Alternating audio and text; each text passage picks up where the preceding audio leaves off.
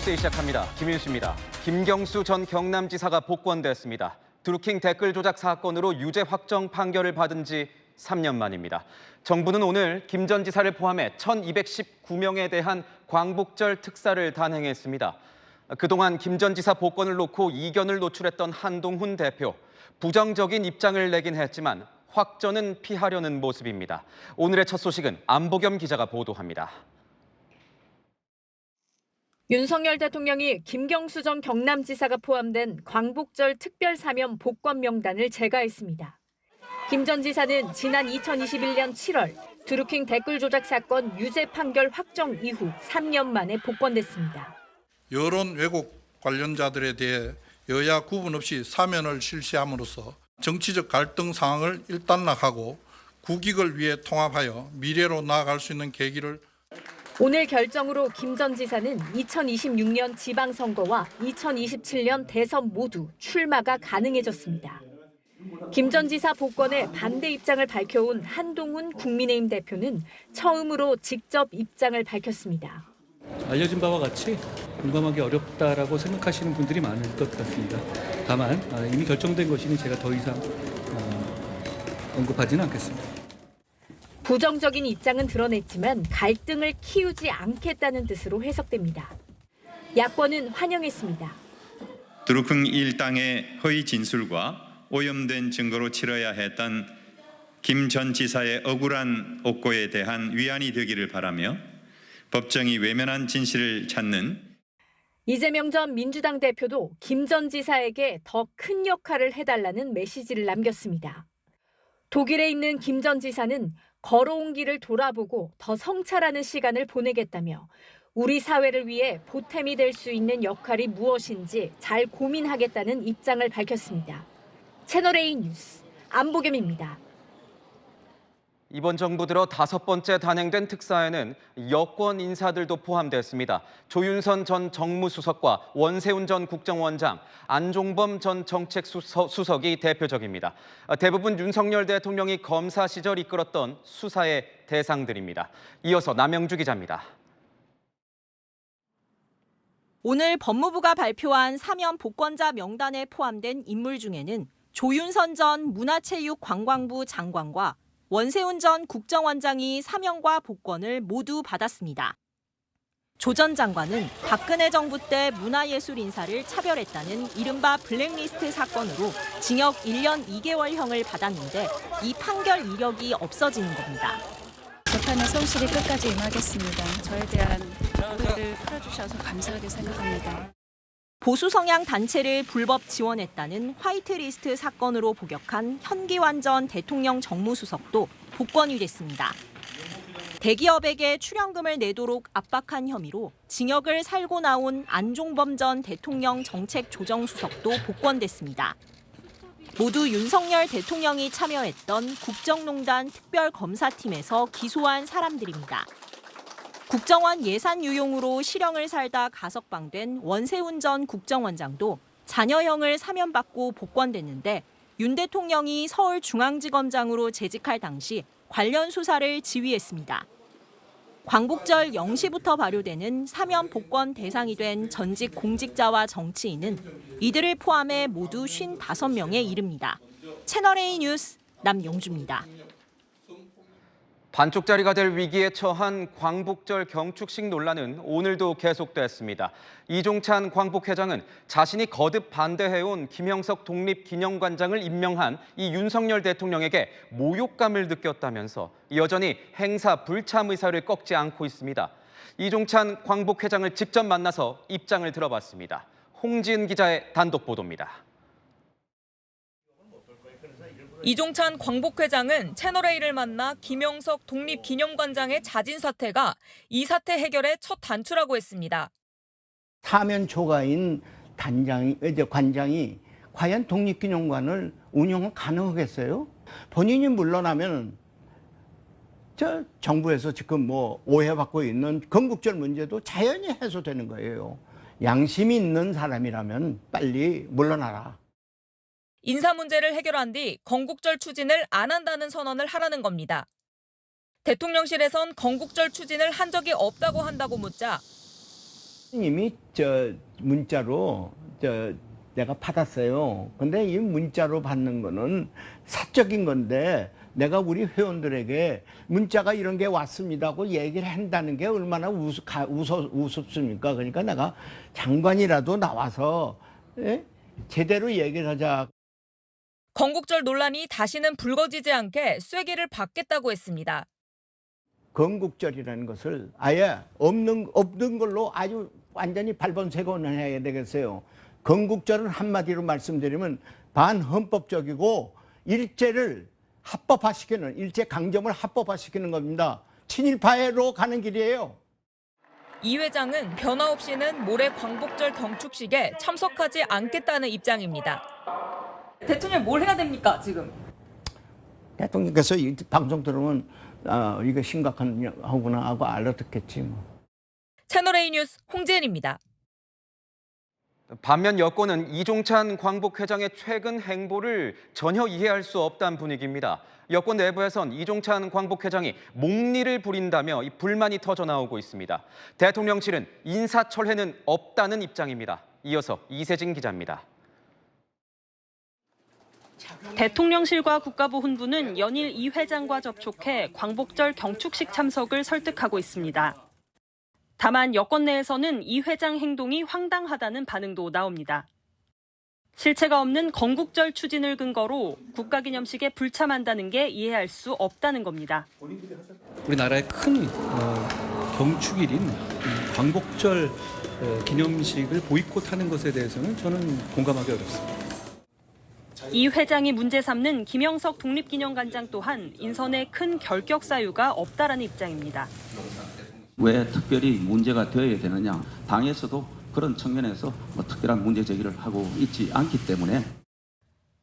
여권 고위 관계자는 대통령이 임명한 사람을 번복하라는 게 말이 되느냐면서 섭섭하고 무시당했다고 목리를 부리면 어떡하냐라고 했습니다. 여권 내에서는 독립기념관장 인선 과정에 이 회장이 추천한 인사가 불발된 게 이번 사안의 본질이라는 시각도 있습니다. 윤 대통령도 최근 지금 건국절 논쟁이 먹고 살기 힘든 국민들에게 무슨 의미가 있냐며 이번 논란에 답답함을 토로한 것으로 알려졌습니다. 채널A 뉴스 이세진입니다. 올림픽은 끝났지만 배드민턴 금메달리스트 안세영 선수에 대한 관심은 여전히 뜨겁습니다. 안세영 선수가 이번 달 참가할 예정이었던 국제대회에 모두 불참합니다. 이유는 부상 때문인데 협회 공문과 함께 진단서도 제출했습니다. 권갑구 기자입니다.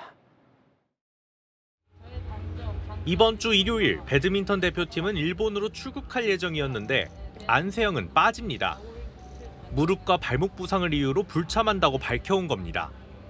안세영은 소속팀 삼성생명을 통해 배드민턴 협회로 공문과 함께 진단서를 제출하고 이번 달 국제대회 불참 의사를 전달했습니다. 빠지는 대회는 20일부터 시작하는 세계 배드민턴 연맹 월드투어 일본 오픈과 27일부터 시작하는 코리아 오픈 2개입니다. 안세영 선수는 금메달을 딴 직후부터 휴식을 이야기한 바 있습니다. 몸도 너무 힘들고 좀 많이 아파서 조금은 정말 인생을 좀 많이 쉬어보고 싶습니다. 정말 제가 이 배드민턴이 정말 좋아서 다시 올 만큼 많이 쉬고 다시 또 저의 모습을 보여드려야 될 것 같아요. 하지만 삼성생명 측은 이번 달 대회만 불참이고 이후는 정해지지 않았다고 밝혔습니다. 세계 랭킹 1위 안세영을 포함한 톱 랭커들은 주요 대회에 의무적으로 출전해야 하는 횟수가 규정으로 정해져 있습니다. 또 안세영 입장에서도 올림픽과 아시안게임, 세계선수권 석권에 이어 그랜드슬램 달성을 위해서 내년 4월에 열릴 아시아 선수권 우승이 필요합니다. 부상만 회복되면 대회 출전이 불가피한데 그 전에 협회와의 갈등을 풀어야 합니다. 안세영 선수는 대표팀 탈퇴를 시사했지만 현재 협회 규정대로라면 개인 자격으로는 국제대회에 참가할 수 없습니다. 올림픽이 끝나고 선수단도 모두 귀국한 만큼 안세영 선수도 조만간 입장을 밝힐 것으로 보입니다. 채널A 뉴스 권갑구입니다. 안세영 선수가 제기한 몇 가지 문제 가운데 가장 관심을 끄는 건 역시 후원이나 연봉 같은 경제적 보상 부분입니다. 세계 랭킹 12위인 인도 선수가 세계 랭킹 1위인 안세영 선수보다 지난해 10배 넘게 수익을 올린 사실이 재조명되고 있습니다. 김호영 기자입니다. 안세영의 강력한 스매싱에 꼼짝 못하는 인도 선수. 재작년 코리아 오픈에서 안세영에게 완패한 세계 랭킹 12위 푸살라 신두입니다. 1위 안세영과 격차가 있지만 벌어들이는 수입은 정반대입니다. 지난해 대회 상금 수익은 안세영이 8억 6천만 원으로 여자 선수 중 1위입니다. 연봉 등을 더해 안세영의 수입은 9억 원 정도입니다. 반면 인도 신두의 상금 수익은 7,400만 원 정도지만 광고와 스폰서십으로 안세영보다 10배 많은 98억 원가량을 벌어들였습니다. 개인 후원 계약이 제한된 안세영의 주 수입이 대회 상금이라면 신두는 광고와 스폰서십이 주 수입인 겁니다. 인도에서 배드민턴은 3대 스포츠인데다 신두 역시 올림픽에서 2개의 메달을 딴 국가 스타로 직접 비교는 어렵습니다. 하지만 안세영에게 신두는 배드민턴의 동기부여이자 롤모델이 될 수 있습니다. 대표팀을 나와 대회에 출전하는 것도 해외에선 사례가 있습니다. 입장 표명을 예고한 안세영의 SNS 게시물에 응원을 남겼던 덴마크 악셀센은 도쿄올림픽 이후 덴마크 대표팀에서 나와 두바이에서 혼자 훈련하며 각종 대회에 참가하고 있습니다. I get blisters and really sore feet. So to do this when I'm training maybe every second month or something like that is pretty important to me. 그리고 이번 파리올림픽에선 남자 단식 금메달까지 땄습니다. 하지만 대한배드민턴협회는 형평성과 공정성을 위해 안세영만 예외로 할 수는 없다는 입장입니다. 채널A 뉴스 김호영입니다. 오늘 서울은 무려 37.5도까지 오르면서 올 여름 들어 최고 기온을 기록했습니다. 이번 폭염의 기세가 어찌나 강한지 태풍마저 밀어내고 있습니다. 최근 연이어서 무려 3개의 태풍이 만들어졌는데 우리나라 근처엔 오지도 못하고 모두 일본을 향하고 있습니다. 지금 이 시각 취재 기자들이 나가 있는 서울과 도쿄의 표정도 다릅니다. 먼저 서울 청계천에 나가 있는 취재 기자 연결하겠습니다. 자, 이현용 기자, 더위는 언제까지 이어집니까? 네, 지금 이곳 청계천에 30분 정도 서 있었는데요. 저녁 시간인데도 등줄기를 타고 땀이 흘러내릴 정도입니다. 지금 온도계는 31도를 가리키고 있습니다. 밤낮을 가리지 않고 푹푹 찌는 무더위는 8월 말까지 계속될 전망입니다. 한반도 위성 영상입니다. 구름이 뒤덮은 주변과 달리 한반도 상공만 깨끗합니다. 떡하니 버티고 있는 고기압 때문입니다. 중국의 티베트 고기압과 북태평양 고기압이 한반도를 이중으로 덮어 열기를 가두고 있습니다. 단단하게 자리 잡은 고기압은 태풍도 밀어낼 정도. 최근 발생한 5, 6, 7호 태풍 모두 한반도 쪽으로 방향을 틀지 못하고 일본 쪽을 향했습니다. 대신 태풍에서 발생한 동풍이 산맥을 타고 열을 품은 채로 서울, 경기 등으로 넘어와 서쪽 지방 기온을 끌어올리고 있습니다. 열화상 카메라로 본 판자촌 개미마을입니다. 지붕들이 온통 빨갛고 순간 온도가 50도까지 치솟습니다. 오늘 서울은 37.5도를 기록했고 경기 여주는 39.1도까지 올랐습니다. 밤에도 서울은 23일째, 제주는 무려 29일째 열대야입니다. 요즘에도 밤에도 나가면은 걸어 다니기만 해도 땀이 주룩주룩 흘러가지고 아직은 많이 더운 것 같아요. 폭염은 더위가 물러간다는 처서를 지나 8월 말까지 이어질 것으로 보입니다. 채널A 뉴스 이현용입니다. 반면 우리를 비껴간 태풍은 모두 일본을 관통했거나 현재 향하고 있습니다. 연휴 기간이지만 일본은 긴장감을 풀지 못하고 있습니다. 도쿄 연결합니다. 김민지 특파원, 지금 도쿄는 어떻습니까? 네, 이곳 도쿄는 아직 태풍 영향권에 들지 않아 35도 이상 불볕더위가 계속됐습니다. 하지만 7호 태풍 안필이 발생해 이틀 뒤 도쿄 인근을 지날 것이란 예보가 나와 벌써부터 도쿄 등 수도권에선 긴장하는 분위기가 나오고 있습니다. 일본 기상청에 따르면 7호 태풍 안필은 오늘 새벽 일본 남쪽 해상에서 형성돼 북동쪽으로 1시간에 시속 20km씩 이동 중인 것으로 알려졌습니다. 중심기압 990헥토파스칼, 최대 순간 풍속 초속 35m로 내일 모레쯤 도쿄 서쪽인 이즈반도를 지날 것으로 보입니다. 이에 앞서 태풍 5호 마리아가 어제부터 오늘까지 일본 도호쿠 지역을 지나가며 피해를 입혔는데요. 이와테현 구지시에선 어제 오후 기준 이틀 동안 8월 평균 강우량의 2.6배가 넘는 481mm의 비가 내려 강둑 일부가 무너지고 주민 8,300명이 긴급 대피하기도 했습니다. 緊張感を持って災害対応に当たるように指示を出したところであります。 지난주엔 규슈 미야자키현에서 규모 7.1의 강진과 수도권 가나가와현 5.3 지진이 잇따라 일어나 일본 기상청이 처음으로 난카이 대지진 주의보를 발령하기도 했는데요. 추가 지진이 일어날 것을 대비해 난카이 대지진 피해 예상 지역 해수욕장들은 대형 연휴 기간임에도 영업을 중단해야 했습니다. 일본 남서쪽에선 강진이, 동북쪽에선 태풍 등 자연재해가 겹치면서 일부 지역에선 생필품 사재기 현상이 나타나기도 했습니다. 지금까지 도쿄에서 채널A 뉴스 김민지입니다. 네, 국내에서 팔리는 모든 전기차의 배터리 정보 공개 권고. 오늘 정부가 내놓은 전기차 화재 대책입니다. 각 지자체들도 대책 마련에 분주한데요. 관용 전기차를 모두 지상으로 옮기는 곳도 있습니다. 장하연 기자입니다. 범정부 논의를 거쳐 나온 첫 전기차 안전대책은 크게 세 가지입니다. 정부는 국내에서 판매되는 모든 전기차 배터리 정보를 공개하도록 제작사에 권고하고 전기차 무상 점검도 실시하기로 했습니다.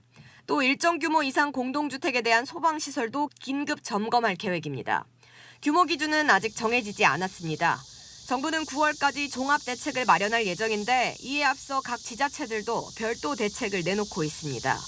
광주광역시는 지난 9일 청산의 모든 관용 전기차를 지상으로 옮겼고 전북과 경북도 관용 전기차를 지상으로 옮기는 안을 추진합니다. 대전 동구는 열화상 카메라로 화염을 감지해 불길을 잡을 수 있는 시스템을 구축해 청사에 시범 설치했습니다. 우리 좀 구청사는 좀 주민들이 좀 이용을 좀 많이 하셔서 우선 좀 우리 청사 내 전기차 좀 충전 시설을 초기에 좀 화재 확산을 좀 막을 수 있게 좀 시스템을 좀 구축을 좀 했습니다. 인천, 연수구 등 일부 지자체는 지역 주민을 상대로 전기차 화재 대응 교육을 실시했습니다. 지난 9일에는 서울시가 전기차 과충전 제한 방안을 발표했습니다. 공동주택 지하주차장에는 90% 이하로 충전을 제한한 전기차만 출입하도록 권고하는 방안입니다. 채널A 뉴스 장하연입니다.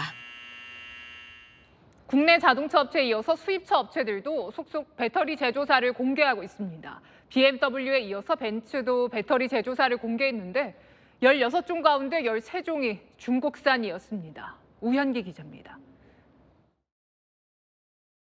메르세데스 벤츠 코리아가 국내에서 판매 중인 자사 전기차 전 차종의 배터리 제조사를 공개했습니다. 인천 청라의 지하주차장에서 전기차 화재가 발생한 지 12일 만입니다. 벤츠가 공개한 자료에 따르면 전기차 16종 중 13종이 중국산 배터리였습니다. 특히 이번에 화재가 발생한 벤츠 전기차 모델에는 연식과 관계없이 모두 중국 파라시스 배터리를 탑재했습니다. 파라시스는 점유율 세계 10위의 중국 배터리 업체로 벤츠 최상위 모델에도 파라시스 배터리가 사용됐습니다. 벤츠 코리아 측은 소비자 요구에 정보를 공개하기로 했다며 내일부터 무상 점검도 진행한다고 밝혔습니다. 하지만 소비자들은 1억 원 넘는 가격에 잘 알지도 못하는 중국산 배터리가 탑재됐다며 벤츠의 사기라고 반발하고 있습니다. 소비자 알 권리가 부각되면서 배터리 제조사 공개는 다른 수입차 업체로도 이어지고 있습니다. 일단은 지금 홈페이지 공개 관련해서는 현재 내부적으로 검토 중에 있거든요. 긍정적으로 보고 있고요. 볼보 코리아는 전기차 2종 모두 국산 배터리를 사용했다고 밝힌 가운데 현대차와 기아는 전기차 무상 점검 서비스를 실시한다고 밝혔습니다. 채널A 뉴스 우현기입니다. 전기차 충전소 실태는 어떨까요? 화재 위험이 도사리고 있거나 진화 장비가 부족한 곳 한두 곳이 아닙니다. 다시 간다. 김태우 기자입니다.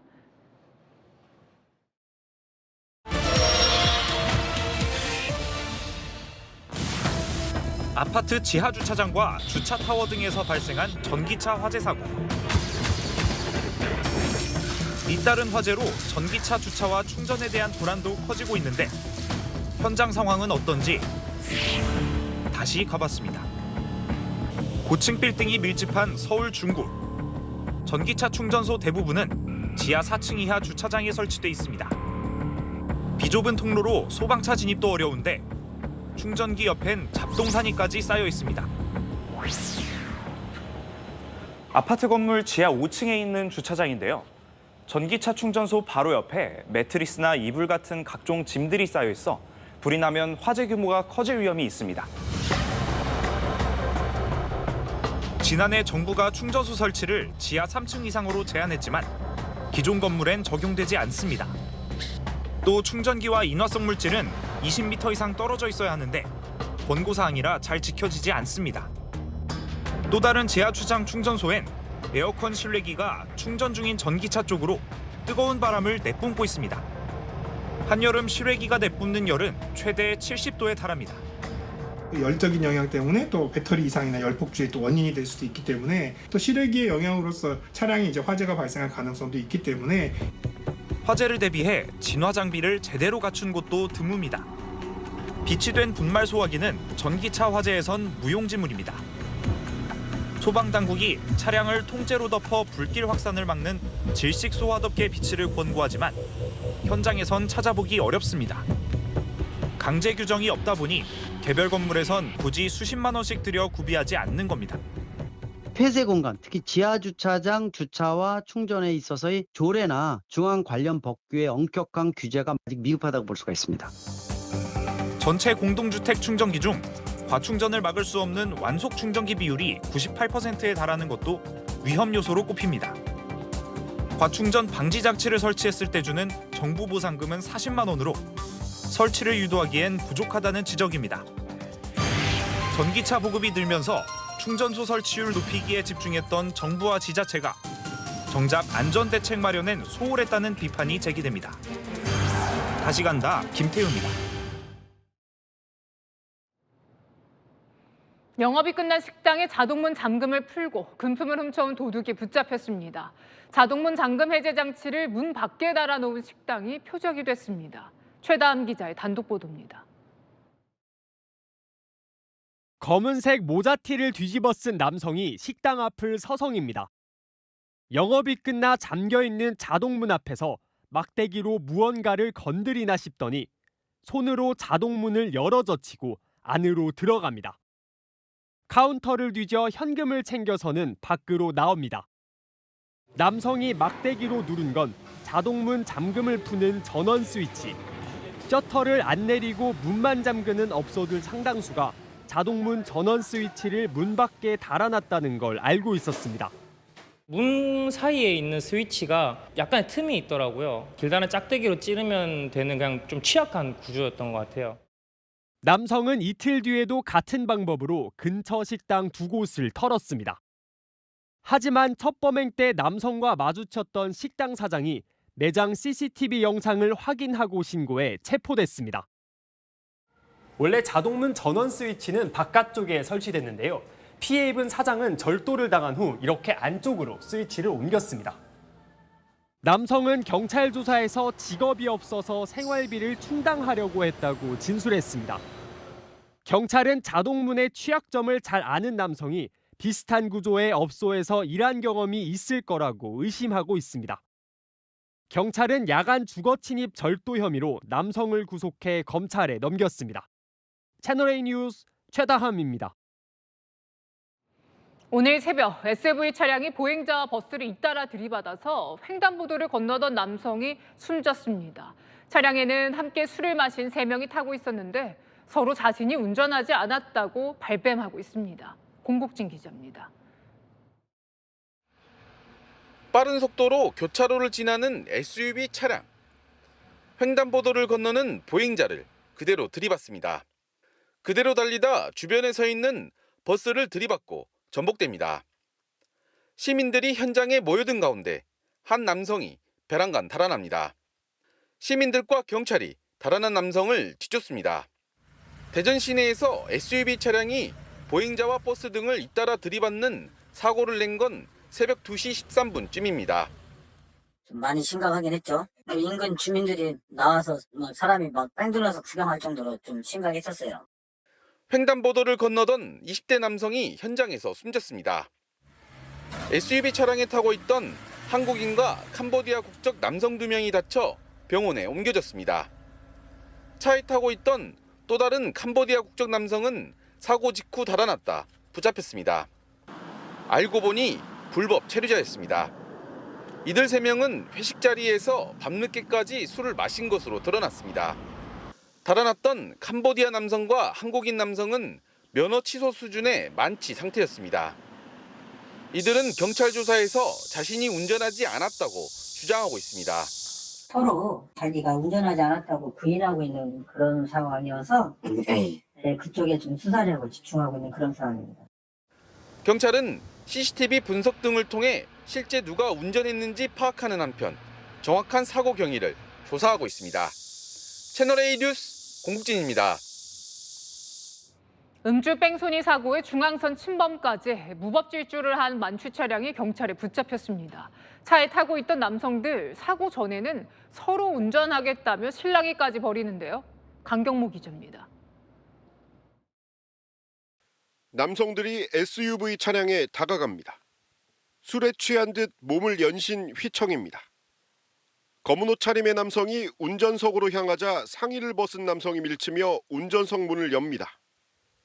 운전자를 걷어차며 실랑이를 잠시 벌이는가 싶더니 차에 올라탑니다. 이를 지켜보던 시청 관제센터. 차량이 출발하자 112에 신고합니다. 신고를 받고 골목길을 수색하던 순찰차. 바로 앞에서 좌회전을 하는 SUV 차량을 발견하고 추격합니다. 어느 방면으로 중입니까? 용산 지하철도 쪽 대로 방면으로 도주 중입니다. 빠른 속도로 달아나던 도주 차량. 교차로에서 신호 대기 중이던 승용차를 들이받습니다. 앞범퍼가 떨어져 나갔는데도 이번엔 중앙선을 넘어 그대로 달아납니다. 차 부딪히고 차 한 대 도망가고 지금 여기 뺑소니 차 한 대 지나갔거든요. 출동하겠습니다. 신호 대기 중인 차량을 사고하고 그대로 역주행하면서 골목으로 들어갔으니까 이걸 빨리 잡지 않으면 더 큰 사고 날 수 있겠다고. 광란의 질주를 이어가던 도주 차량. 순찰차들에 가로막히고 나서야 겨우 멈췄습니다. 운전자인 30대 남성은 음주 측정 결과 면허 취소 수준의 만취 상태였습니다.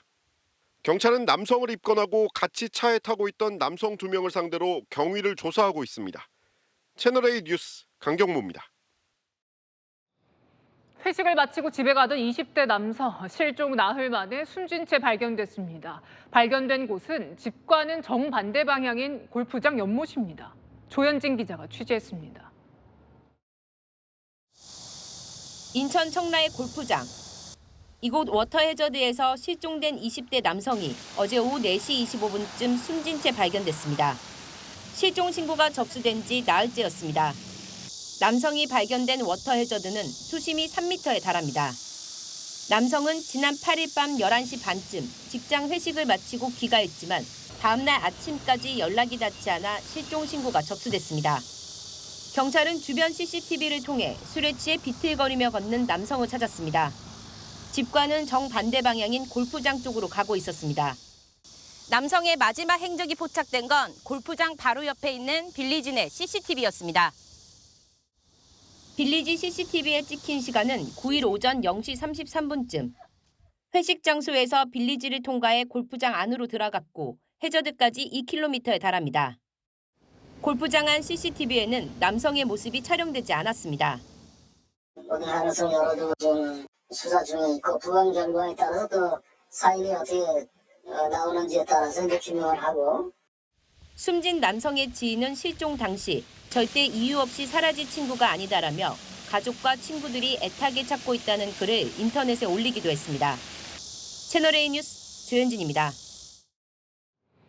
네, SNS 광고로 청년들을 마약 밀수에 끌어들인 일당이 경찰에 붙잡혔습니다. 일단 포섭한 뒤에는 도망치거나 배신하지 못하도록 가족의 신상 정보를 이용했다고 하는데요.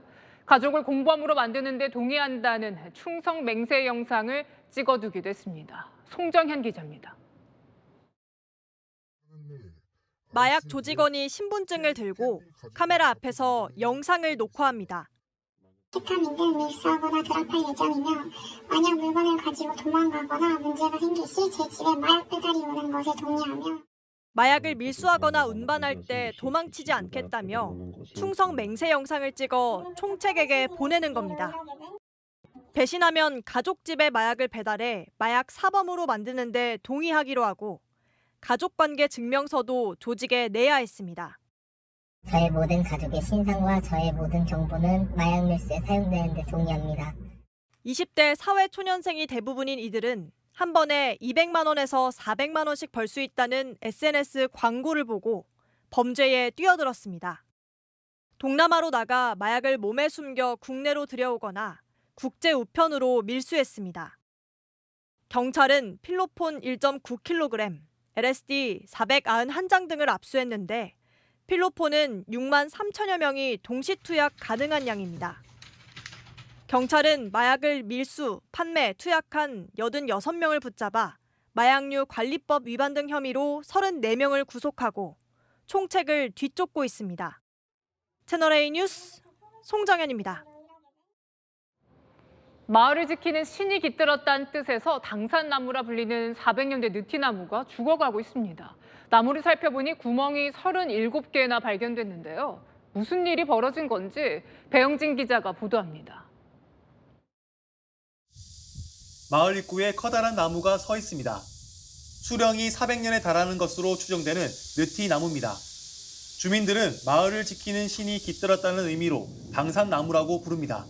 이 나무가 우리 동민들을 건강하게 하고 잘 살게 하고 그네도 타고 그랬어요. 그런데 웬일인지 나무에 생기가 없고 잎이 모두 떨어져 앙상한 모습입니다. 지난해 6월부터 양쪽에 있는 작은 나무 2그루가 고사했고 가운데 큰 나무도 죽어가고 있습니다. 확인해보니 나무 곳곳에 드릴로 뚫은 것으로 보이는 구멍이 37개 발견됐습니다. 주민들은 이 구멍으로 농약을 주입한 거라며 분통을 터뜨립니다. 400년 가까이 됐는데 참 마음이 아프고 보기도 참 밀망해. 뭐 살릴 수 있으면 좋겠지만 뭐 살 수 있겠어요. 주민들은 느티나무를 죽인 범인을 찾아달라며 경찰에 고발장을 냈습니다. 제대로 지키지 못해 죄송하다는 현수막과 비석을 세우고 나무에 깃든 신의 노염을 풀겠다며 제사도 지냈습니다. 이 동네에 사는 60대 남성이 용의자로 꼽힙니다. 관리하기가 힘들어서 낙엽이 자꾸 떨어지고 이러니까 필요 없는 거는 제가 할 목적으로 그렇다고 얘기를 해요. 경찰은 나무가 죽은 원인 파악을 위해 국립과학수사연구원에 감정을 의뢰했습니다. 농약이 원인으로 파악되면 수사에 착수할 방침입니다. 채널A 뉴스 배영진입니다. 미국 대선 소식으로 이어갑니다. 해리스 부통령이 젊은 층 여론조사에서 트럼프 후보를 앞질렀습니다. 해리스 등판 덕에 민주당의 청년 지지세가 살아났다는 분석입니다. 이솔 기자입니다. 카멀라 해리스 부통령의 소속 정당인 민주당이 해리스가 젊은 유권자들로부터 선택을 받고 있다고 강조했습니다. 민주당 정치자금 모금단체가 여론조사 기관에 의뢰해 미국 7개 경합주의 만 33 미만 청년 유권자들의 지지율을 알아봤더니 51%로 나타나 공화당 도널드 트럼프 후보 지지율 42%보다 9%포인트 우세한 것으로 나타났습니다. 한 달 전 같은 기관 조사에서 트럼프가 48%의 지지율로 조 바이든 미국 대통령과의 양자 대결에서 4%포인트 앞섰는데 민주당 후보가 더 젊은 해리스로 바뀌면서 청년층 지지율이 급증한 겁니다. I feel like Kamala's going on the approach of let me just tell you what I've done and what I plan on doing versus Trump. He's on the slander. That's it. 최근 114개 전국 여론조사의 평균을 집계한 결과에서도 해리스는 트럼프를 1.4%포인트 차로 처음 앞섰습니다. 폴리티코 등 미국 현지 언론들은 바이든이 고전을 면치 못했던 청년 지지층이 해리스의 등판 후 역동적으로 살아났다고 평가했습니다. 이에 대해 트럼프 캠프 측은 바이든이 재선을 포기한 지 3주밖에 되지 않아 이른바 허니문 기간의 효과일 뿐이라며 의미를 축소했습니다. 하지만 해리스 캠프 측은 다음 주 시카고에서 전당대회를 앞둔 만큼 지지율 추가 상승을 기대하고 있습니다. 자신감을 반영하듯 민주당 전국위원회는 트럼프의 찡그린 얼굴을 대조시킨 해리스의 선거 광고를 만들기도 했습니다. 채널A 뉴스 이소리입니다. 공화당 대선 후보인 트럼프 전 대통령은 테슬라 창업자인 머스크와 온라인 대담에 나섰는데요. 해리스 부통령을 비판하는데 대부분 시간을 썼습니다. 서주희 기자입니다. 일론 머스크 테슬라 CEO와 도널드 트럼프 미 공화당 대선 후보의 온라인 음성 대담은 2시간 정도 진행됐습니다. 예상대로 트럼프는 대부분을 라이벌인 카멀라 해리스 부통령을 깎아내리는 데 썼습니다. He is a San Francisco liberal who destroyed San Francisco. 조 바이든 대통령의 무능함이 핵 보유국들의 난립을 불러왔다며 이를 핵 온난화라고 표현하기도 했습니다. The biggest threat is nuclear warming because we have 5 countries now that have significant nuclear power and we have to not allow anything to happen with stupid people like Biden. 반면 북중러 수장들과 친분을 과시하며 이들이 모두 정상이라고 치켜 세웠습니다. Little rocket man of little. I said, I have a red button on my desk too, but my red button is much bigger. 트럼프와 앙숙이었던 머스크는 지난달 트럼프 피격 사건 이후 입장을 바꿔 지지하기 시작했는데 이날도 트럼프 띄우기에 여념 없었습니다. After that assassination attempt were inspiring. You, instead of shying away from things, you were pumping your fist in the air. 디도스 공격으로 예상보다 40분 늦게 시작한 이번 대담은 한때 130만 명 접속을 기록하며 폭발적인 관심을 모았습니다. 하지만 CNN은 트럼프가 이번 대담에서 평소처럼 거짓말을 반복했다며 최소 20개의 거짓 주장을 했다고 혹평했습니다. 특히 BBC 방송은 트럼프의 일방적인 주장을 들어준 머스크에 대해 이번 대담이 머스크의 취업 면접 자리라고 꼬집었습니다. 채널A 뉴스 서주입니다. 우크라이나가 러시아 본토로 진격한 지 일주일이 지났습니다. 벌써 서울 면적의 1.6배나 되는 땅을 점령했다고 주장했습니다. 박수유 기자가 보도합니다.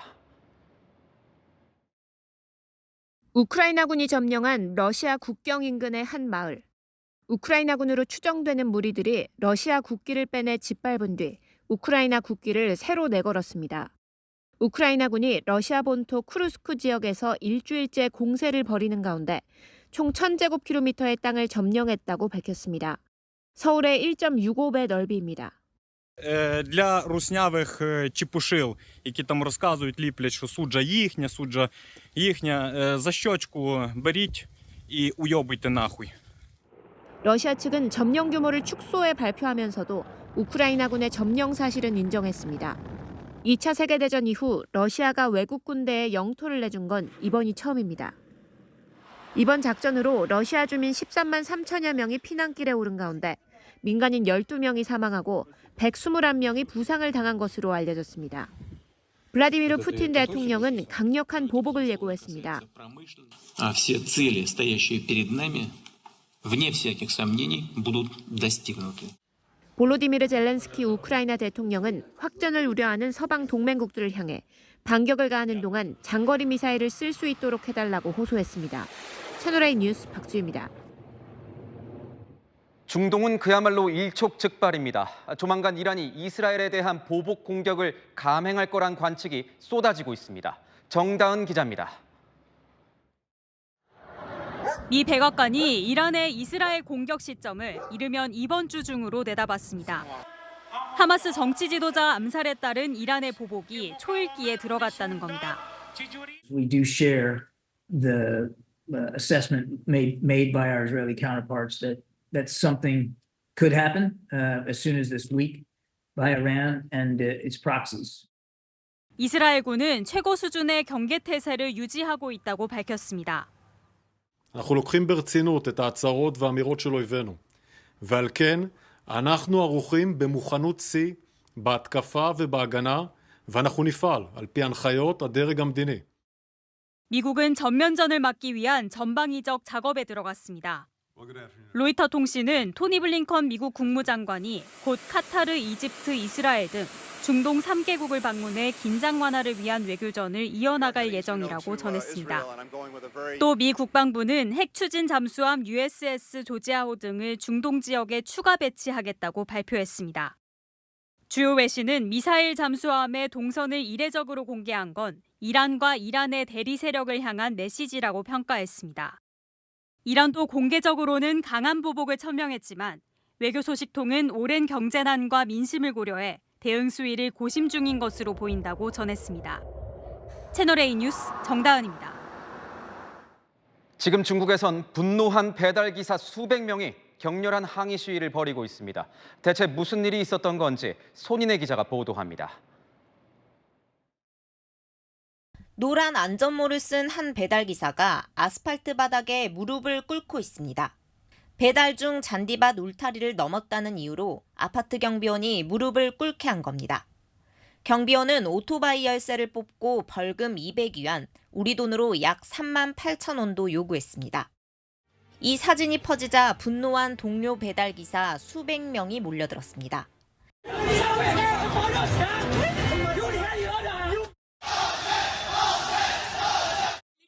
하지만 해당 경비원이 사과를 거부하고 고압적 태도를 보이자 항의가 격렬히 이어졌고 질서 유지를 위해 공안까지 출동했습니다. 항저우 당국은 공안이 신고를 받고 출동해 질서를 유지하고 관련자를 법에 따라 조사 중이라고 밝혔습니다. 이 배달원이 속한 중국 최대 배달업체 메이타는 아파트 관리실 측에 난간 수리비를 물어주는 등 사태 해결에 나서는 한편 항의의 표시로 해당 지역의 배달 서비스를 중단하기도 했습니다. 중국에선 최근 열악한 처우를 받는 배달원과 경비원 사이에 충돌이 이어지며 사회 문제가 되고 있습니다. 지난달 말 후베이성 우한에선 무단 출입을 이유로 경비원이 폭동 진압용 올가미로 배달원 발을 묶는 일도 있었습니다. 채널A 뉴스 손인혜입니다. 미국 뉴욕 한복판에서 유대인을 겨냥한 흉기 공격 사건이 벌어졌습니다. 범인은 팔레스타인 해방을 외치면서 흉기를 휘둘렀습니다. 뉴욕에서 조아라 특파원이 전합니다. 흰색 셔츠를 입은 남성 2명이 보라색 상의를 입은 남성을 향해 다가갑니다. 뒤로 물러나던 남성은 멈칫하더니 갑자기 흉기를 꺼내들고 상대방 중 한 명에게 휘두릅니다. 현지 시각 10일 새벽 미국 뉴욕 브루클린 유대교 회당 인근에서 벌어진 사건입니다. 흉기를 휘두른 사람은 22살의 흑인 남성 빈센트 썸터로 팔레스타인을 해방하라고 외친 뒤 유대인들과 언쟁을 벌이다 범행을 저질렀습니다. Two of my friends came a little bit closer and told them like, go away, don't be here, don't say that. After a couple of minutes, the guy said like, you wanna die? It was like a second. Took a knife, opened it like that, and stabbed them by the stomach. 이곳은 유대인들이 많이 사는 지역인 뉴욕 브루클린의 크라운 하이츠입니다. 이 유대인과 흑인 간 마찰이 종종 발생하는 곳인데 이번 사건도 이 유대교 회당 길 건너 식당 앞에서 벌어졌습니다. 썸터는 증오범죄 2급 폭행 혐의 등으로 기소됐습니다. 피해 남성은 곧바로 병원으로 옮겨진 뒤 이틀 만에 무사히 퇴원했지만 뉴욕 유대인 사회는 들썩이고 있습니다. No one was bothering them. They're celebrating the Sabbath with friends. 유대교의 한 종파 대변인은 이번 사건과 같은 증오 범죄가 반유대 선동과 증오의 위험성을 보여준다고 강조했습니다. 현지에서는 이스라엘과 하마스 간 무력 충돌 이후 양측 간 증오 범죄가 심화되고 있다는 우려가 나타나고 있습니다. 뉴욕에서 채널A 뉴스 조아라입니다. 5억 원짜리 와인에 수천만 원 하는 골프채까지 한 달 뒤 추석을 맞아서 백화점과 편의점이 내놓은 선물용 상품들입니다. 도대체 누가 사서 누구한테 선물할까 싶은데 알고 보면 고도의 홍보 전략이라고 합니다. 이준성 기자입니다. 프리미엄 와인이 전시된 곳에 명절 선물 안내 책자가 놓여 있습니다. 한 백화점에서 추석 선물로 준비한 5억 원짜리 와인 세트인데요. 한 해 생산량이 1,500병에 불과해 희소한 와인입니다. 오늘 굉장히 오랜 시간 동안 생산자랑 소통하면서 저희 매장에 입점하게 된 제품으로서 추석 때 아무래도 좋은 선물이 될 수 있는 그런. 백화점뿐만 아니라 편의점 업계도 고가 추석 선물 경쟁이 한창입니다. 전 세계에 12병 한정 생산된 5억 원짜리 위스키를 선보이는가 하면 6천만 원이 넘는 골프채를 선물 세트로 내놨습니다. 장인이 수공으로 하나하나 직접 만들고 가공하고 긁고 계시거든요. 그렇게 돼서 이 가치가 높게 측정이 되고 억소리 나는 선물 가격에 시민들의 반응은 엇갈립니다. 억대 와인이나 너무 비싼 것들을 너무 과잉이 아닌가라는 생각이 들긴 해요. 생각조차 해본 적이 없어요. 여유가 있다면 살 생각은 있습니다. 유통업체들이 매년 초고가의 선물 세트를 선보이는 건 홍보 효과 때문입니다. 업계 관계자는 몇 억짜리가 팔리지는 않아도 홍보로 이어지면서 수백만 원대 제품들이 소비된다고 말했습니다. 지난 명절에도 1억 원대의 오디오 세트와 7천만 원대 캠핑카 등이 선물 세트로 나왔지만 모두 팔리지 않았습니다. 하지만 상대적으로 저렴한 1,000만 원짜리 고급 와인 세트는 준비된 물량이 모두 팔렸고 골드 상품 매출은 수억 대를 찍었습니다. 비싼 상품을 판다는 이미지를 쌓을 수 있다는 점도 프리미엄 선물 유치 경쟁에 나서는 이유로 꼽힙니다. 채널A 뉴스 이준성입니다.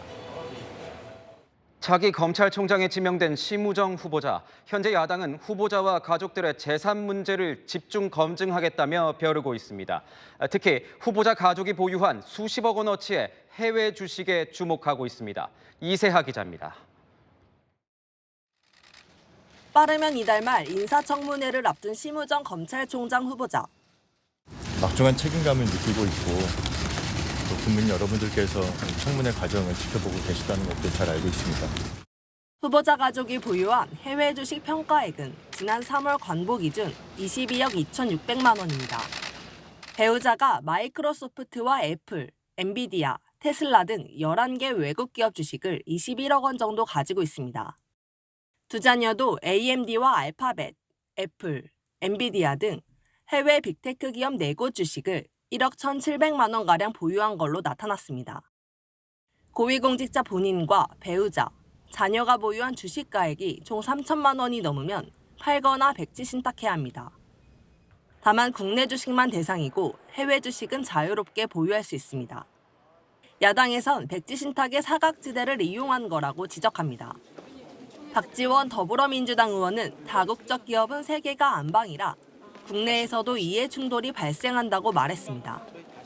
주식을 보유한 외국 기업 상당수가 국내에서도 영업 중이라 검찰 수사와 기소 대상이 될 수 있다는 겁니다.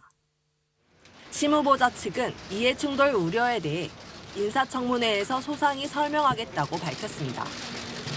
해외 주식도 백지 신탁 대상에 포함하는 공직자윤리법 개정안은 21대 국회에서 발의됐지만 통과되지는 않았습니다. 채널A 뉴스 이세아입니다.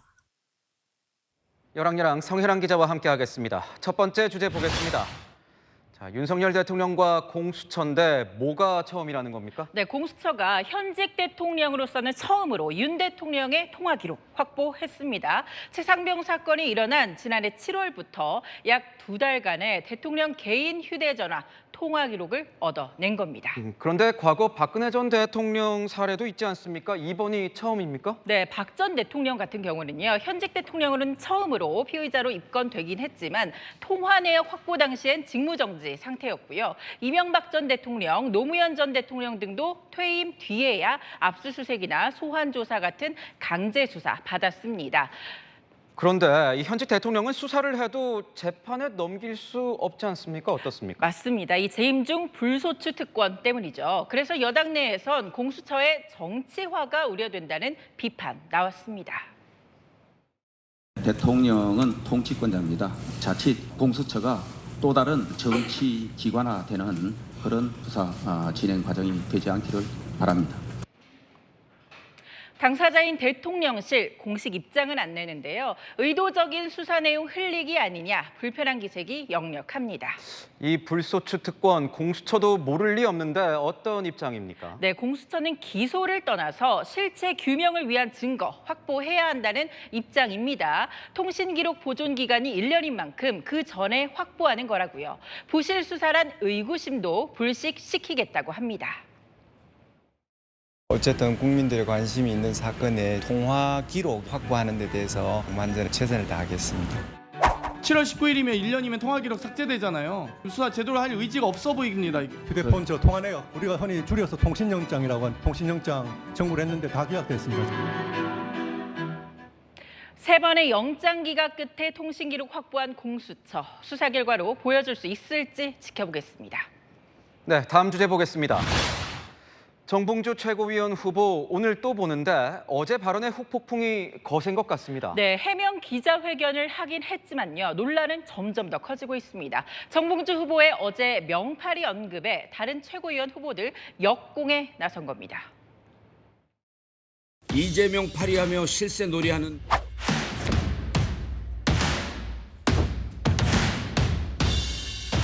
이재명 대표를 팔아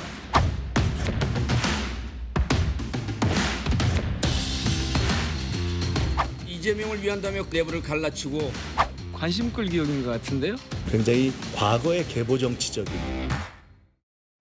어제 정봉주 후보 같은 경우에는 이 최고위원 후보 중에 명파리는 없다 이렇게 밝히기도 했는데 다들 들고 일어나긴 했습니다. 맞습니다. 정봉주 후보가 오늘 SNS에 해명 글도 올렸는데요. 이 이재명을 지키려는 게 어떻게 명파리냐며 개딸을 겨냥한 것 아니라고 해명하면서 언론으로 책임 돌렸습니다. 몇몇 극소수 인사들에게 보내는 경고였다는 거죠. 하지만 이 글의 댓글에서마저도 비난 이어졌습니다. 믿을 수 없는 사람이다. 후보 자격을 박탈해야 한다. 이런 댓글 빗발친 겁니다. 반면 응원하는 댓글도 있었습니다. 이번 주말이면 경선도 끝나는 거 아니겠습니까? 막판 정봉주 후보의 이 명파리 논란이 커지는 것 같습니다. 네, 현재까지의 최고위원 후보 누적 득표율 보면요. 1위인 김민석 후보와 8위인 강선우 후보를 제외하면 각 후보들 약 1%포인트 내외 접전 벌이고 있습니다. 정봉주 후보는 2위고요. 마지막으로 서울 경선이 남아있는데 권리당원이 밀집한 주요 지역이죠. 막판 논란이 마지막 남은 경선에서 어떤 영향을 줄까요? 네, 지금까지 여랑야랑이었습니다. 네, 고객 정보 유출, 직원 횡령, 전 회장 친인척 부정 대출까지 우리금융그룹 측은 넉 달 새 벌어진 이 사고들로 3번이나 사과를 했습니다. 그러면서 재발 방지를 약속했지만 사고는 되풀이되고 있죠. 내부 통제 시스템은 어떻게 돌아가고 있는 걸까요? 유찬 기자입니다. 임종용 우리금융그룹 회장은 손태승 전 회장 관련 부적정 대출이 드러나자 경영진의 피할 수 없는 책임이라고 사과하면서 내부 통제 체계를 철저하게 바꿔나가겠다고 약속했습니다. 우리은행 영업점 직원이 고객 대출금 179억 원을 횡령해 대국민 사과를 하며 재발 방지를 약속한 지 2달도 안 된 시점이었습니다. 부족한 부분에 대해서는 개선을 해서 재발 방지를 하도록 하겠습니다. 앞서 지난 4월에도 우리금융 계열사인 우리카드가 가맹점 대표자들의 개인정보 유출 문제로 대고객 사과를 하며 재발 방지를 약속했지만 금융사고는 이어졌습니다. 사고와 사과가 계속해 반복되며 우리금융그룹 측은 넉 달 새 3번이나 고개를 숙여야 했습니다. 내부 통제 체계가 무너졌다는 지적이 나온 이유입니다. 실제 우리은행은 올해 1월 부적정 대출을 일부 인지하고도 지주그룹에는 3월, 금감원에는 5월이 돼서야 이 내용을 뒤늦게 보고했습니다. 전문가들은 조직 문화 개선과 꼬리 자르기 관행 종식을 당부했습니다. 실무자나 본부장 차원에서 일을 마무리하는 것이 아니라 최고 수뇌부, 특히 회장단까지 분명한 답을 내놓아야 될 것 같습니다.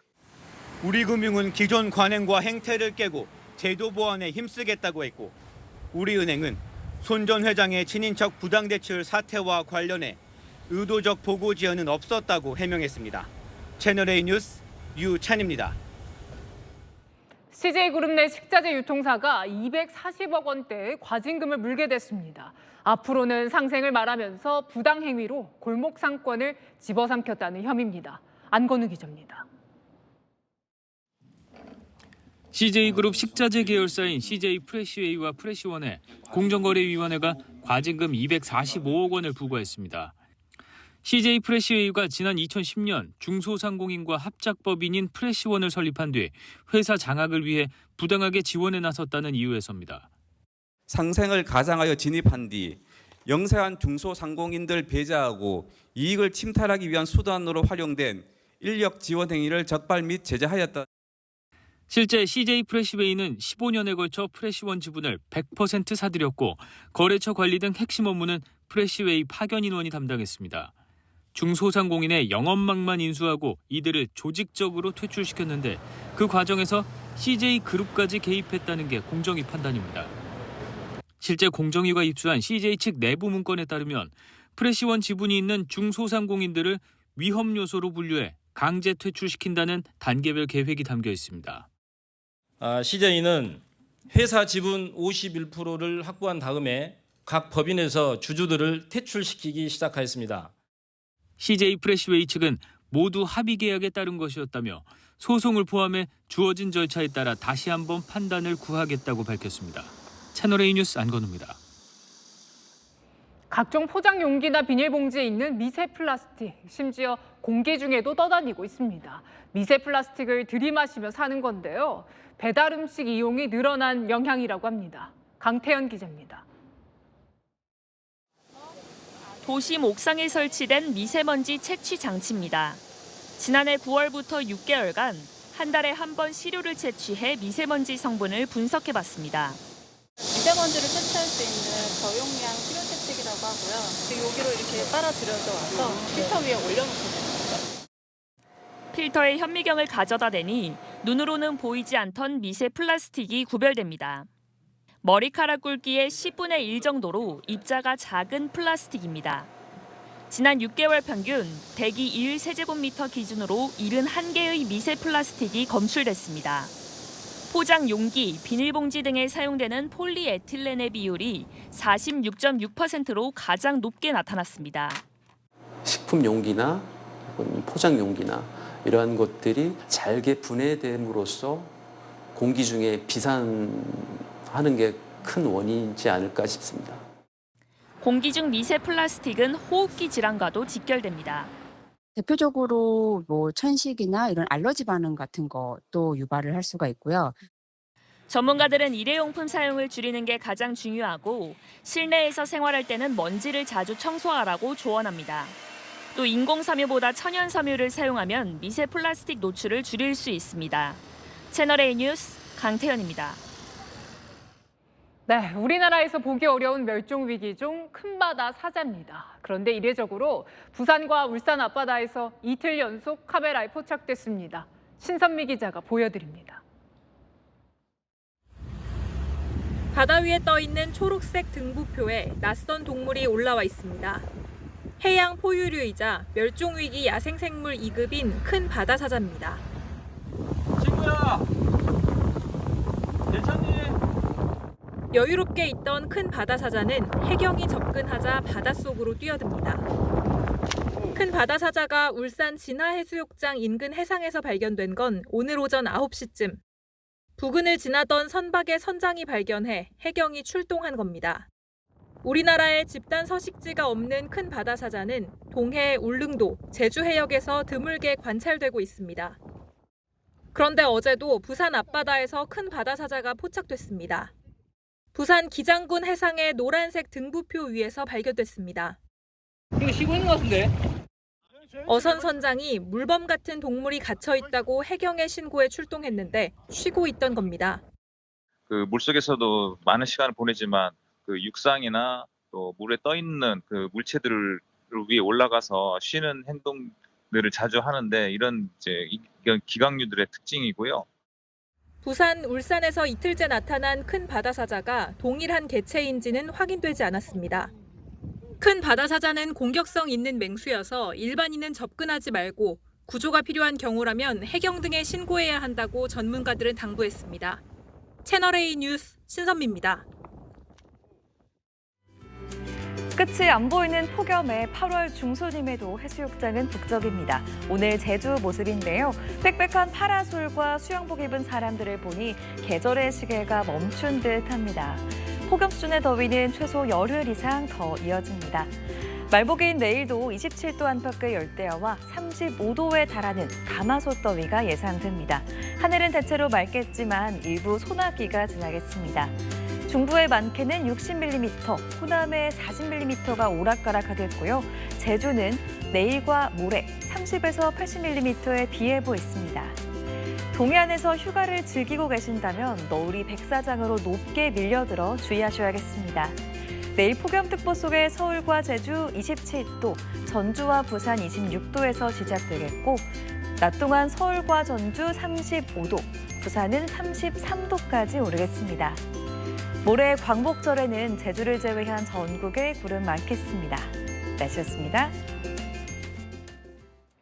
국민 통합의 장이어야 할 광복절이 또 한 번 정쟁과 분열로 멍들고 있습니다. 뉴라이트냐 밀정이냐 결론 없는 말싸움에 기념식 참석을 걸고 벌이는 힘자랑도 유치합니다. 마침표 찍겠습니다. 정치로 쪼개진 광복절. 뉴스에이 마칩니다. 고맙습니다.